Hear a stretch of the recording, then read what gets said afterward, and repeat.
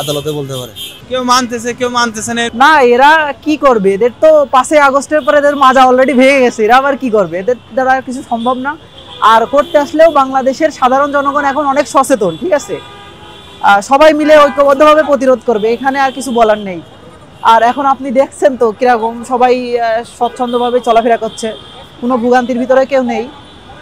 আর যদি তারা চেষ্টা করে, তার জন্য তো জনগণ আছে, তারা পদক্ষেপ নেবে অবশ্য। আজকে একটা শুধু বাংলাদেশ মুসলমানদের জন্য না, আজকে সারা বিশ্বের মুসলমান উম্মার জন্য একটা ভালো একটা দিন।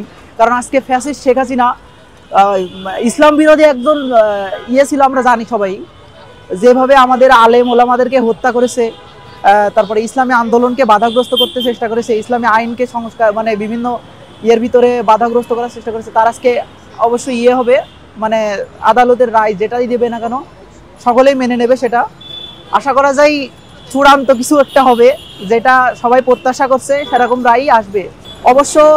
এর কি চাবো ভাই, শুধু একজন না, আমরা তো জানি যে 2012 সালে হেফাজতের যেভাবে কর্মীদেরকে হত্যা করেছে, তারপরে 2024-এ ছাত্র জনতার উপর যেভাবে হত্যাকাণ্ড চালাইছে, আবার বড় বড় আলেমদেরকে, আমাদের দেশের যারা আন্তর্জাতিক আলেম ছিল তাদেরকে বিভিন্ন ত্যাগ দিয়ে রাষ্ট্রীয় মদদে যেভাবে গুম এবং ফাঁসির কাছে তাদেরকে দাঁড় করিয়েছে, এর তো মৃত্যুদণ্ড অবশ্যই। তা একবার মৃত্যুদণ্ড না, 1000বার মৃত্যুদণ্ড দিলেও এর হবে না। শুনছি এখন তো রায় কি হয় সেটা আমরা বলতে পারি না, আদালতে বলতে পারে। ভাই দেশের পরিস্থিতি ভালো না, পরিস্থিতি খুবই খারাপ অবস্থা। যারা আমরা মধ্যবস্থা আছি তারা জানে দেশের পরিস্থিতি কোথায় আছে। আসলে আসছে এখানে ডাক্তার দেখাতে বাড়াবে, ঠিক আছে, আসলে অনেকক্ষণ থেকে দাঁড়িয়ে আছে গাড়ির জন্য, গাড়ি পাইতেছে না, গাড়ি অনেক কম মনে হইতেছে, পালন্ত মনে হইতেছে, এরকম কিছু হইতেছে, গাড়ি চলতেছে না, তুলনামূলক কম, অনেক অনেক কম ছিল গাড়ি, গাড়ি তো অনেক কম ছিল, তুলনামূলক মনে হইতেছে যে গাড়িগুলো অনেক কম চলতেছে, অনেক কম।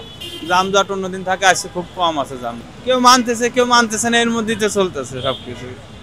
অনেকে মানে অনেকে মানে না, ঠিক আছে মামাই, অধিকাংশই মানিছে, নাহলে যেহেতু গাড়ি ঘোড়া কম, ফাঁকা রাস্তা ছিল, অবশ্যই এই জন্যই মানতেছে, নাহলে তো রাস্তাঘাট পুরো জাম হয়ে থাকতো, রাস্তাঘাটে পাবলিকও কম। গতকালকে শুনেছি, এই জন্যই তো। তারপরে দেখে যে আমার সমস্যা বলে আমি গাড়ি বার হয়েছি, বুঝছেন, গাড়ি বাড়ানি না, তারপরেও বার হয়েছি দেশে।